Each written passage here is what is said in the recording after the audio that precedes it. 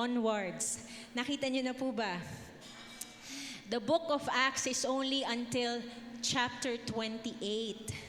Ang aking pong hinihiling is we look at chapter 29 onwards ng Acts. Ang book of Acts or the book of the Acts of the Apostles po, ito po sabi ng mga Bible scholars and commentators, ito daw po ay istorya. Sinasaad po dito ang kasaysayan ng unang eklesiya or the ecclesia or the church of God.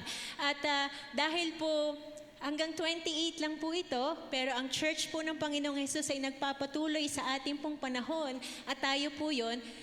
At nagpapatuloy din po ang kasaysayan ng Acts sa pamamagitan po ng buhay ng bawat isa. So when I ask you to look at Acts chapter 29 onwards, tingnan niyo po ang inyong katabi. Sa kanan, sa kaliwa, yung pong mga nasa likod po ninyo, nasa harapan. Tayo pong lahat ay kabahagi ng Acts chapter 29 onwards. At ito pong, sa inyo pong pagtingin sa ating mga kasama, lahat po tayo ay naririto dahil po may mga taong matapat na nagbigay. Amen.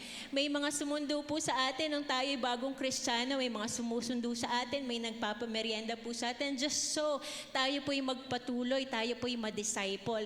And if you look around us, ito pong pulpitong ito pong mga kagamitan natin sa harapan, ang kabuuan po ng dito sa church building na nakikita natin, mayroon po dahil po may mga matatapat na nagbigay.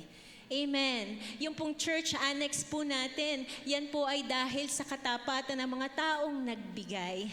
At sabihin po natin sa atin ngayong sarili, may kabahagi ako. Bahagi ako. Sabihin po natin, I'm a partner. Lakasan po natin, I'm a partner. May bahagi po tayo sa pagtatayo at pag-a-advance ng kingdom ng Panginoon. Amen po. Ngayon pong month na ito ang ating pong tema, a call to revival, absolute obedience. At kanina po, na-emphasize ng ating pastor yung courage, tibay ng kalooban. Alam niyo po, medyo matagal na rin po akong Kristiyano at ang aking pong natutunan when it comes to obedience is not for the faint-hearted. Amen po ba? Because obedience is costly. Ang obedience po ay hindi para sa mga walang tibay ng kalooban. And so when our pastor was saying earlier about tibay ng loob, sabihin nga po natin, tibay ng loob. Ang obedience po requires tibay ng loob. Amen? It requires courage. It requires the strength of our character. Pero sa ating pong pagsunod sa Panginoon, lalo na po sa area ng pagbibigay, araranasan po natin ang katapatan ng Diyos sa kanyang mga pangako. Amen. Praise the Lord. So, lagi po nating manalangin tayo for the strength of character and courage na tayo po'y makasunod sa Panginoon. Kanina po, sabi ko po ang hiling ko po sa bawat isa is we look around us, we look at Acts chapter 29 onwards. Sa bawat isa po sa atin, lagi po tayong may mga naririnig na testimonies about the faithfulness of God dahil may nagtapat po sa Panginoon, dahil nagtapat po tayo sa Diyos, pinaulan po ng Diyos ang pagpapala sa atin. Nawa ang mga encouragement po ng bawat isa ay maging source ng tibay ng ating kalooban na sumunod sa Panginoon. May isa po tayong kapatiran and I have been blessed by this commitment and courage to obey in the area of giving. Faced with a situation of life and death, ang kanya pong commitment, ang sa Diyos ay sa Diyos. Ngayon pong umagang ito, hawakan po natin yung ating mga tithes envelope. I have 3 para sa aming pong mag-asawa, para sa aming pong anak na 9 years old and 4 years old. Dahil po si Job, na-bless po ako sa buhay ni Job every morning, hindi po ba siya ay nagbibigay ng sacrifice sa Lord dahil daw baka sa pagsasaya ng kanyang mga anak ay nagkasala sila sa Lord. Now, ang aking pong mga anak, ang aming pong mga anak, we desire that young as they are, sila po'y magtapat sa Panginoon. Ito pong ating blue envelope, kung wala pa po kayo nito, I encourage you to take a step of faith. Be courageous nyo. Tayo po'y lumapit po doon sa ating mga finance ministers. Tayo po ay kumuha maging bahagi po tayo, maging kapartner po tayo ng Panginoon in building, in advancing His kingdom. Amen po ba? At dito po sa, yung pong nandito sa loob, kung kayo po ay may papel po dito, at kung wala pa po kayong pangalan, makikisulat po ng inyong pangalan. Kung wala pa po kayong blue envelope or tithes envelope, kumuha po kayo doon. At yung pong ating top M, tithes, offering, pledges that will go to the cornerstone na kanina pong ipaniliwanag na ng ating pastor at ang ating pong mission offering. Amen? Para tayo po'y maging kabahagi sa pagpapalaganap ng salita ng Panginoon through missions. Amen po. Hawakan po natin ang ating mga tithes envelope. Again, kung wala pa po kayo, I encourage you to go to our finance team at tayo po ay manalangin sa Panginoon. Lord, maraming salamat for this opportunity to partner with you in advancing your kingdom. Hindi po kami laging may panahon, Panginoon. Hindi po, iba-iba po ang aming pagkakatawag.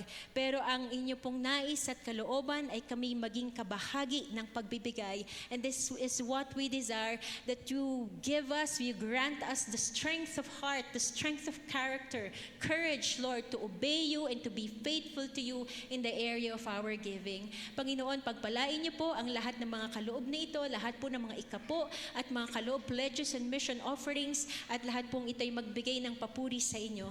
Salamat po, O Diyos. We pray always that you would help us to live up, to be faithful to the calling that we have received from you. And may you bless us with abundance that you have promised for those who will obey and to those who will be faithful, Lord God, in obeying your words and your commandments. May you bless everyone, Lord God, maging ang magbabahagi po ng special number. May you grant, may all this, Lord God, be for your glory alone. We give you thanks as we pray in Jesus' name. Amen. Praise the Lord. Hawakan po natin ang ating kaloob at sama-sama po tayong magbigay sa ating Diyos na buhay.